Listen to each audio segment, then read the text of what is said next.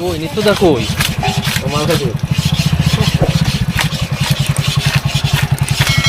ঝোল মাছ একদম বাচ্চা কখন ভালো কত দেখো